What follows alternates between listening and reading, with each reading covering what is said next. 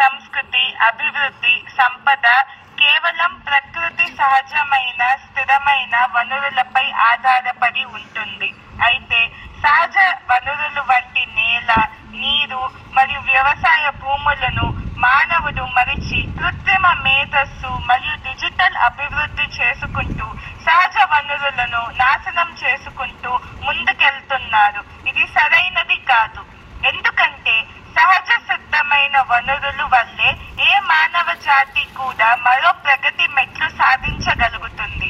ఇతర దేశాలైనా భారతదేశమైనా మనిషి బ్రతకాలంటే ప్రధానంగా మనకి కావాల్సిన రంగము వ్యవసాయ రంగము.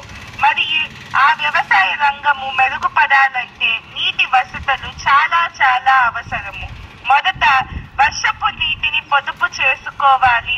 అలాగే ఆ వర్షపు నీటిని పొదుపు చేసుకోవాలంటే మన దగ్గర సరైన నీటి మార్గాలు, నీటి పొదుపు వనరులు, అలాగే బావులు, చెరువులు, గుంటలు, నదులు, నీటి మార్గాలు సదుపాయంతోనే మనము వర్షపు నీటిని పొదుపు చేసుకోగలము.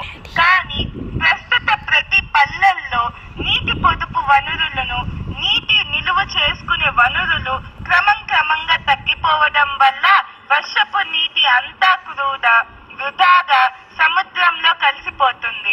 వర్షపు నీటిని మనం వృధా చేసుకోవడం వలన మనకు వ్యవసాయ రంగము కుదేలైపోతుంది. అలాగే ఒక సంవత్సరానికి 3 సార్లు పండించే పంట పొలాలు ఇప్పుడు ఒక్కసారే పండుతుంది. భూగర్భ జలాలు తగ్గిపోవడం ప్రధాన కారణంగా మరియు ఈ ప్రకృతి పర్యావరణ వ్యవస్థలో క్లైమేట్ చేంజ్ జరుగుతుండడం వల్ల వర్షపాతం తగ్గి మనకు వ్యవసాయ రంగానికి తాగడానికి నీటి కొరత ప్రతి దేశంలో ప్రతి పల్లెల్లో జరుగుతుంది. కావున నీటిని నిలువ చేసుకోవాలంటే మనకి కొత్త నీటి నిలువలు వనరులు చాలా చాలా అవసరము. వీటి నిర్మాణం కోసము రైతులు మరియు ప్రభుత్వ రంగము ముందుకు రావాలి. మానవ